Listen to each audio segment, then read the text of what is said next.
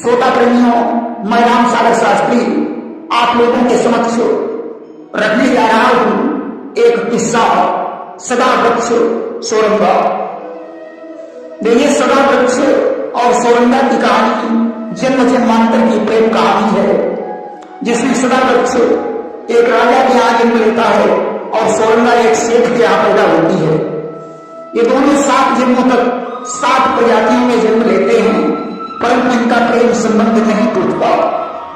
प्रत्येक प्रजाति में इन्हें नाना प्रकार के कष्टों से गुजरना पड़ता है। सदा वृक्ष सोरंगा की कहानी बहुत प्राचीन है। संपूर्ण कहानी को सुनकर पता चलेगा कि इन्होंने कौन कौन सी प्रजातियों में जन्म लेकर कैसे कैसे कष्ट उठाए। आइए अब हम आप लोगों को कहानी की तरफ ले चल रहे हैं। सदा वृक्ष सोरंगा की है अति प्राचीन कहानी, प्रेम दीवाना सदा वृक्ष है सोरंगा दीवानी। कहा जाता है कि पूर्व जन्म में सदा वृक्ष एक गंधर्व था और सोरंगा रंभा नाम की अप्सरा थी। दोनों एक दूसरे से बहुत प्रेम करते थे। इंद्र के पूछने पर दोनों ने अपनी असलियत को छुपा लिया, इसलिए इंद्र ने दोनों को साथ दे दिया, जाओ तुम दोनों मृतलोक में जन्म लेकर 7 जन्मों तक एक दूसरे को ढूंढते रहोगे, परंतु तुम्हारी आशा फिर भी पूरी नहीं होगी। वही बुजुर्गों के अनुसार इनके पूर्व जन्म की कहानी इस प्रकार है। एक बार इसी गांव में एक संत भिक्षा मांगने के लिए गया। दिन भर बेचारा गांव में घूमता रहा, परंतु किसी ने उसे भिक्षा नहीं दी। कि अरमानों पर पड़ गई धूल, आशा की डाली खिली नहीं, वह घर घर रख जगाता रहा, पर तेवर भिक्षा मिली नहीं। संत विचार करने लगा, ये बड़ा अजीब काम है, अब तो ऐसे काफी गांव को छोड़ देना चाहिए।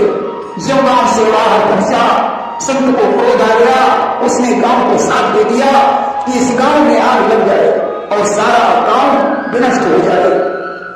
कि एक बार भी संत का क्रोध उठा उजाग, दिया साप इस गांव में लग जाएगी आग। उसी गांव के किनारे एक कुमार और कुमारी रहते थे। अब तो संत के शब्द जैसे ही कुमार और कुमारी के कान में पड़े, दोनों संत को प्रणाम करके कहने लगे, महाराज, संतों की वाणी कभी झूठी नहीं होती है। जब गांव में आग लग जाएगी तो हम लोग कैसे बच पाएंगे। संत ने कहा, तुम दोनों तत्काल अपना माल जेवर लेकर यहां से भाग जाओ। गांव में आग लगना निश्चित है, परंतु जाते समय पीछे मुड़कर मत देखना, अन्यथा भारी मुसीबत में पड़ जाओगे। संत तो वहां से चला गया। इधर माल जेवर लेकर कुमार और कुमारी ने एक वन की तरफ प्रस्थान किया। उनके प्रस्थान करते ही गांव में आग लग गई। गांव जलने लगा। कुमारी आगे है, कुमार पीछे है। संत ने कह दिया था पीछे मुड़कर मत देखना, परंतु दोनों ने गांव की तरफ देखा कि देखें गांव में आग लगी या नहीं। कि पाछे मुड़ी निगाह तिन डारी, अमर कट बने दो नर नारी। जब पीछे मुड़कर उन्होंने देखा, अब तो दोनों बंदर और बंदरिया बन गए। माल जेवर सब जहां का तहां पड़ा रह गया। दोनों उस विकट जंगल में प्रवेश करते हैं और एक बरगद वृक्ष की खोह में रहने लगे। शाम को साथ साथ बैठते हैं, दोनों अपनी भूल पर पछताते हैं। एक दिन की बात है, उसी बरगद के वृक्ष पर एक हंस और हंसनी का जोड़ा कहीं से आ गया। रात का वक्त था, बंदर और बंदरिया दोनों सो रहे थे। हंसनी ने हंस से कहा, स्वामी कुछ ऐसी बात कहो रात कट जाए। हंस ने कहा, तुम्ही को सुनाओ। हंसनी बोली, पत्नी को पति की बात सुननी चाहिए। इसी बीच बंदरिया की आंख खुल गई, बंदरिया जाग गई। इधर हंस ने कहा, हंसनी तो सुनो, आज की रात भी एक ऐसा मुहूर्त है कि जिसकी काया पलट गई हो। वह इस वटवृक्ष के पास यह सरोवर है, उसमें रात के समय स्नान करके तो पुरुष सुंदर राजकुमार और स्त्री सुंदर 12 वर्ष की कन्या बन जाएगी। अब तो बदरिया ने जो हंस की बात सुनी, उसने बंदर को जगाया, उठो स्वामी, मेरे साथ चलकर इस सरोवर में स्नान कर लो, तुम सुंदर राजकुमार और मैं 12 वर्ष की कन्या बन जाऊंगी। बंदर ने कहा मुझे समय दे, तुम ही जाकर स्नान कर ले। बदरिया ने जब ज्यादा दबाव डाला तो बंदर को गुस्सा आ गया, उसने खींच कर बदरिया की लात मारी, वहां सरोवर में जाकर गिरी। खींची लात बंदर पे मारी और गिरी बदरिया ताल बजारी। अब तो बदरिया के सरोवर में गिरी, सुंदर कन्या बन गई। इधर बंदर जब जगा, उसने बदरिया को नहीं देखा तो बड़ा दुखी हो गया, विचार करता है कि मेरी पत्नी कहां चली गई। तब तक वो कन्या खो में आ गई। उसने कहा स्वामी, मैंने तुमसे कहा था सरोवर में स्नान कर लो, तुमने हमारी बात नहीं मानी, मैं तो 12 वर्ष की कन्या बन गई, तुम हमने क्यों बने रहे। बंदर ने सोचा बात तो सही थी, चलो अभी स्नान करके देखें। वह स्नान करने गया, बार बार डुबकी लगाता है परंतु कुछ भी नहीं होता है। आखिरकार लौट आया, कन्या बंदर को बहुत चाहती है, उसके तन पर कोई वस्त्र नहीं है। जंगल में जब कोई मनुष्य दिखाई पड़ जाता है तो बेचारी खोह में छुप जाती है। बंदर वन से फल तोड़कर लाता था और उस कन्या को खिलाता था। होनहार की बात है कि होनहार होकर रहे दिन गति कहीं न जाए, जो बची घाल लाल में कहीं को सके लुटाई। एक दिन की बात है, बंदर फल लेने चला गया और इधर शिकार खेलते खेलते एक राजा उसी वृक्ष के पास पहुंच गया। उसकी निगाह उस कन्या पर पड़ गई। कन्या को उसे देखकर खो में से पड़ी। राजा विचार करने लगा, यह कन्या को हमारे योग्य है। उसने अपने घोड़े से घोड़े को नीचे गिरा दिया और कहने लगा, सुंदरी, मेरा घोड़ा नीचे गिर गया है, जरा इसको उठाकर मुझे दे दीजिए। सुंदरी ने कहा, है परदेसी, मैं निवस्त हूं, इसलिए बाहर नहीं आ सकती हूं। कि कैसे राम पास तुम्हारे और तन पर वस्त्र हमारे। राजा ने अपना दुपट्टा फेंक दिया, कहा इसे पहनकर तुम नीचे आ जाओ। अब तो कन्या दुपट्टा ओढ़कर नीचे आई।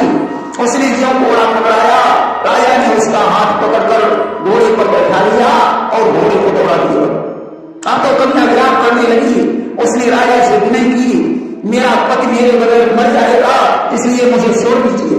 परंतु राजा नहीं माना, उसे अपने महल में ले आया। राजा ने कहा, सुंदरी, तुम्हें हमारी रानी बनना पड़ेगा। क्यों इच्छा अस करूं सुंदरी मोर उछाओ। कन्या ने कहा, महाराज मुझे 12 वर्ष की मोहलत चाहिए, 12 वर्ष तक तुम हमारे पिता बनकर रहोगे, इसके बाद मैं तुम्हारी पत्नी बन जाऊंगी। अगर बीच में तुमने कोई गड़बड़ किया तो मैं तुम्हें श्राप दे दूंगी। राजा ने स्वीकार कर लिया।